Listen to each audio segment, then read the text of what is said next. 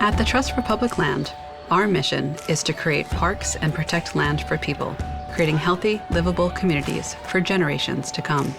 I had an asphalt blacktop yard that was unusable. It wasn't even. When it would rain, we would have kids jumping in water. It was a parking lot before, and then this area was kind of just blah. It has changed our community. You see old people, young people, you see infants. We live in a city, everything is close together, so when they have spaces to run around and let out that energy, it's beautiful. We have musical performances, drumming, dancing, Zumba, art projects, free flying, no schedule, no agenda, just go and enjoy the chance to spread out and be free and choose how they want to engage with the space. And this playground is the perfect place for those sorts of events to happen. And just the fresh air and just having a place to relax and garner some sunlight as well, and really can make a difference in their lives. Our mission centers on the deep and lasting partnerships with the communities we serve. I said, you know what would be good? In that park, with those children and us senior citizens and the whole community, we need a gazebo. The next thing I know, I look across the street and what do I see? A gazebo with a garden on the top. The Trust for Public Land has created more than 200 playgrounds in New York City by placing community needs and ideas at the center of playground design, stewardship, and programming. We choose where to work by focusing on our commitments to health, equity, climate, and community. When we design it, listening to the kids and seeing what they want out of a playground, and we build those elements in, we can satisfy more people in that school community. Bringing forth their own ideas about what they wanted to see in the playground and being excited about that process. They're gardening, they're planting, they're actually studying what's growing outside. Just like they got used to planting, and now they're okay with getting dirty because they want to go outside, and kids look forward to it. The floor back here is made to, help encourage Mother Nature's process of water seeping through the dirt, which is called infiltration. And we're also planting around the garden, and I can't wait to see when the park's done. We are part of a movement to ensure that every school in the country offers students and community members access to nature, space to play, and a place to connect with each other. It'll be a common place that everybody can come and be together and play and enjoy and get to know each other. Then it builds that intrinsic value of their own neighborhood. Where else do you have that you can go, that you can enjoy, that's your own? I am so happy to be heard. Thank you, Trust for Public Land.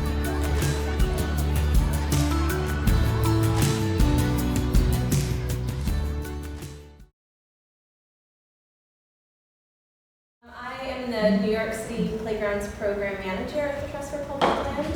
So we've been working for over 20 years to renovate these schoolyards, and the cornerstone of our program is this participatory design process where we go into the school communities. It's kind of a lucky deal that we have this community built in with the playground to tap into. So that includes the PTA. In that case, they saw a senior citizen from a senior center across the street from the playground. Parents, community members, but mostly the students, because we know they're the experts on what they want to be able to play. And then my main hat is, once the playground's open, keeping up those relationships. So we're about to open our 208th and 209th playground in a couple weeks.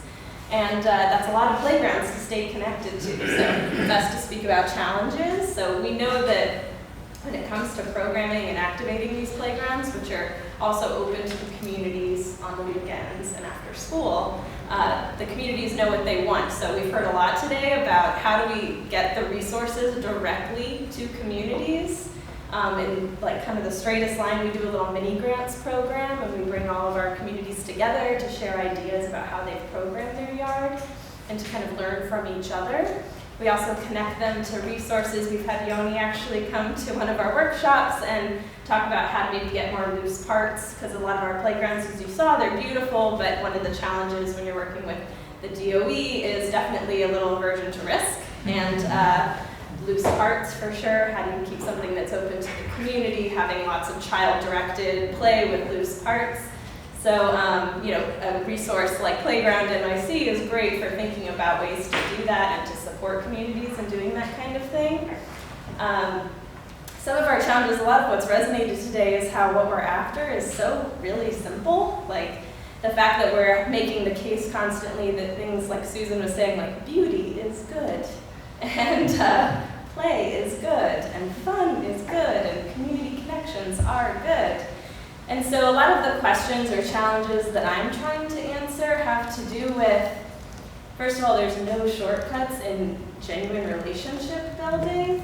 And so having the capacity, sometimes I just wish I could, being with my program for 6 years, I found has just made a huge difference, because now they know me, they're more likely to respond to an email or not be annoyed when I show up, because they know that I actually have something to offer and that I'm not going to tax them with another thing. So, but when we're trying to get funding for this kind of programming, when it comes to the activation that's community driven, we have to be able to tell the stories of those communities. So a big challenge is, how do we tell those stories, capture the stories without it just being like another survey we send out, which we have done, but how do we do it in a genuine relationship-based way? So how do you build relationships, do programming, and then do storytelling in a way that the communities actually feel celebrated and not like they're just being asked to do another thing, so that that takes up their time and isn't actually about what we care about, which is them